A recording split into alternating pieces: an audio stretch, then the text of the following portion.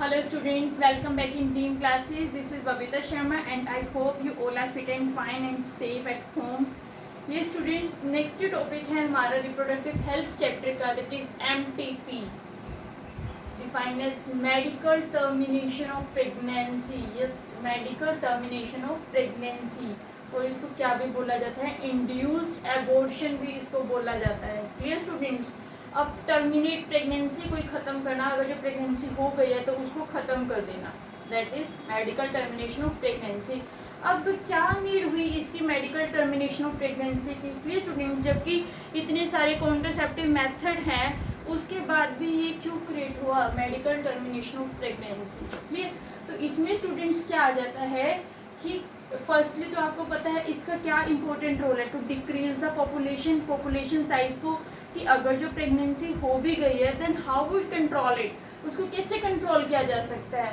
तो ये medical termination pregnancy ऐसा स्टेप है जिसका यूज़ करके जो है प्रेगनेंसी को कंट्रोल कर सकते हैं. Clear students. तो इसमें यूज़ जो होता है बिल्कुल स्ट्रिक्ट कंडीशंस के साथ, जो है इंडिया में मोस्ट ऑफ, अगर जो हम पूरे वर्ल्ड की बात करें तो पूरे वर्ल्ड में जो है 40 से 50 मिलियन, ये स्टूडेंट्स, पूरे वर्ल्ड में हर साल 40 से 50 मिलियन जो है MTP होती है, मेडिकल टर्मिनेशन ऑफ प्रेगनेंसी होती है पूरे वर्ल्ड की. क्लियर. लेकिन ना बहुत सारे कंट्रीज में अभी भी ऐसा है कि वो ये एक्ट ही नहीं दे रहे, medical termination of pregnancy act नहीं देते. Reason due to some social things. Clear. कुछ सोशल इशू हो जाते हैं, कुछ रिचुअल्स, धार्मिक एथिक्स से लेकर, तो स्टूडेंट्स वो नहीं लेते कुछ कंट्री. लेकिन इंडिया ने ये जो एक्ट्स लिया, ये जो स्टार्ट किया मेडिकल टर्मिनेशन प्रेगनेंसी एक्ट, वो स्टार्ट किया 1971 में. Clear students. लेकिन कुछ स्ट्रिक्ट कंडीशंस के साथ कि ये कंडीशन होगी तभी ये एक्ट आगे चलेगा, अदरवाइज नहीं होगा. Clear students. तो इसमें क्या आता है, फर्स्टली क्या होगा, अगर जो कई बार क्या होता है मदर के वोम्ब में, जो यूट्रस में बेबी है, उसको कोई डिसीज़ है. क्लियर. अब वो डिसीज़ उसको अब जब मदर की बॉडी में ही वो डिसीज़ है तो बाहर आके वो डिसीज़ होगी, तो उसको उसी टाइम पे आइडेंटिफाई कर सकते हैं इस टेक्निक के थ्रू. क्लियर.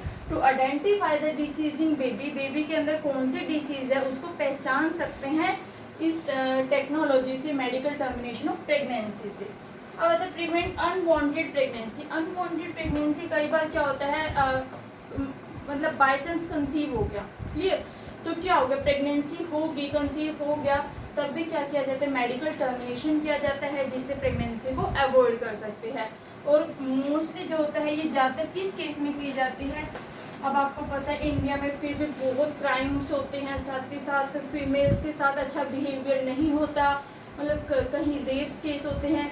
तो उस केस में क्या होता है, कई बार फीमेल जो गर्ल्स है प्रेग्नेंट हो जाती है, तो उस केस में भी जो है डॉक्टर्स है, जो उनके फैमिली है, वो क्या सजेस्ट करते हैं कि medical termination of pregnancy. Clear. तो ये हेल्पफुल रहती है उस केस में. In cases where continuation of pregnancy is harmful. Clear. In condition where continuation of pregnancy is harmful. कई बार क्या होता है स्टूडेंट्स, एक फीमेल को बहुत बार प्रेगनेंसी हो रही है. क्लियर. तो बार बार प्रेगनेंसी होने से क्या हो रहा है, उसके अब वो बार बार नहीं बेबी हो सकता, डिलीवरी के टाइम पे क्या होता है, उसकी बॉडी वीक हो जाएगी, तो उसको भी अवॉइड करने के लिए जो है MTP की जाती है, मेडिकल टर्मिनेशन ऑफ प्रेगनेंसी की जाती है.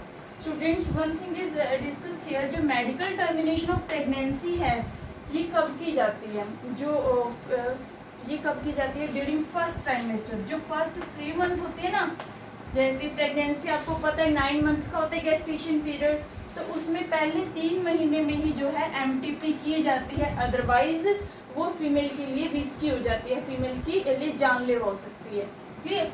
तो फर्स्ट 3 मंथ में ही, या 12 वीक्स भी हम कह सकते हैं, 12 वीक्स में ही MTP होनी चाहिए, otherwise it goes to fatal for the mother body, otherwise ये बहुत जानलेवा हो जाती है माँ की हेल्थ के लिए. सेकेंड स्टूडेंट्स, नेक्स्ट जो ट्राइमेस्टर में करेंगे तो वो बहुत हार्मफुल इफेक्ट भी दे सकती है. और जब भी ये MTP जो की जाती है, ये नहीं है कि कुछ विलेजेस में है जिन्होंने कोर्स भी प्रॉपर नहीं किया हुआ, मेडिकल कोर्स, और वो भी इनको कर रहे हैं, परफॉर्म कर रहे हैं, तो उन केस में क्या होता है, ये हार्मफुल होती है, साइड इफ़ेक्ट होते हैं इसके, और ये प्रॉपर सक्सेस नहीं रहती. तो तो एमटीपी जो है तो बिल्कुल ही एक्सपर्ट डॉक्टर, एक्सपर्ट नर्सिस के द्वारा की जाती हैं। ये स्टूडेंट्स, तो किसकी अंडर, किसके सुपरविजन में की जाती है? एक्सपर्ट डॉक्टर, एक्सपर्ट नर्सिस के। अब आ जाते हैं स्टूडेंट्स, ये जो है कई बार क्या हो गया, फिर उन्होंने देखा कि कुछ लोग जो इसका मिसयूज़ करने लगे, एमटीपी का, मेडिकल टर्मिनेशन ऑफ प्रेगनेंसी का मिसयूज़ क्या था कि उससे ना इसे आइडेंटिफाई करने लगे कि जो sex determination, clear, to identify the sex of baby, sex determination करने लगे। सेक्स डिटर्मिनेशन में क्या किया उन्होंने कि अगर जो मेल होगा तो क्या करेगा? डेवलप करेगा, एम्ब्रियो बन रहा है, मेल होगा तो बेबी होगा, अदरवाइज फीमेल होगी तो उसको वहीं मार दिया जाता है, फीमेल फर्टिसाइड भी जिसको बोलते हैं। तो ये कुछ लोगों की सोच होती है कि फीमेल्स को जन्म नहीं देना, मेल ही होता है, मेल डोमिनेटिंग कंट्री है तो मेल का ही जन्म होना चाहिए। तो उस केस में क्या करते हैं, सेक्स डिटरमाइन करके अगर जो फीमेल है तो वहीं उसको मार दिया जाता था।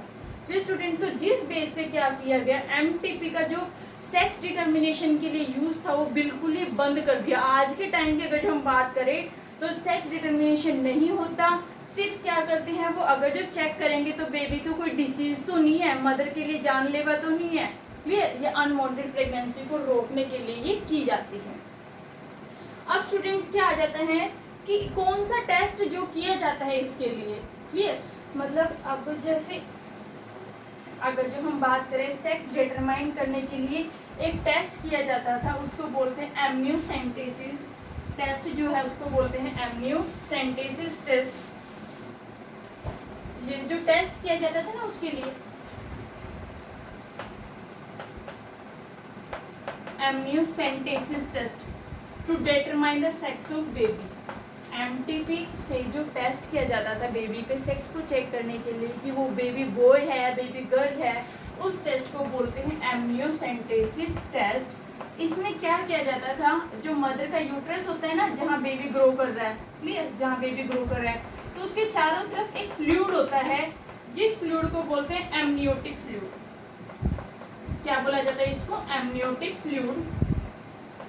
ये जो एमनियोटिक फ्लूइड होता है इसके अंदर फेटल सेल्स प्रेजेंट होते हैं, जो फीटस ग्रो कर रहे हैं ना, फीटस एम्ब्रियो को ही बोल रहे हैं, डेवलपिंग एम्ब्रियो को ही फीटल सेल्स प्रेजेंट होती हैं।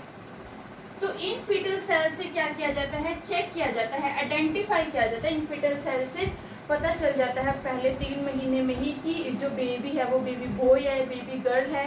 साथ के साथ क्या भी पता चल जाता है कि कोई उसको डिसीज तो नहीं है, टू आइडेंटिफाई द डिसीज भी आइडेंटिफाई की जाती है और साथ के साथ सेक्स भी आइडेंटिफाई किया जाता है बेबी का। क्लियर स्टूडेंट्स, तो एमटीपी पता चल गया 1971 में ये शुरू हुई थी इंडिया में, और ये यूज़ किस लिए किए जाते हैं, अवॉइड करने के लिए unwanted pregnancy, to identify the disease in baby, clear, और कंटिन्यूएशन ऑफ प्रेगनेंसी जब हार्मफुल होते हैं तब भी ये यूज़ की जाती है। और इसमें जो टेस्ट फर्स्ट 3 मंथ में, पहले 3 महीने में ही एमटीपी की जाती है, अदरवाइज क्या होती है वो हार्मफुल होती है मदर की हेल्थ के लिए, क्लियर, तो फर्स्ट ट्राइमेस्टर में ही की जाती है ये। अब क्या होता है इसमें जो बेबी जो टेस्ट करते हैं मेडिकल टर्मिनेशन ऑफ प्रेगनेंसी में, बेबी के अंदर डिसीज़ है वो चेक करने के लिए, या जो पहले किया जाता था बेबी का सेक्स डिटरमाइन करने के लिए, तो उस टेस्ट को बोलते हैं एमनियोसेंटेसिस, जिसमें एमनियोटिक फ्लूइड जो बेबी के चारों तरफ होता है वो चेक किया जाता है, जिसके अंदर फीटल सेल्स होती हैं और जिनसे पता चल जाता है कि बेबी को डिसीज़ है या वो नॉर्मल है। Second, to identify the sex of baby. Clear students?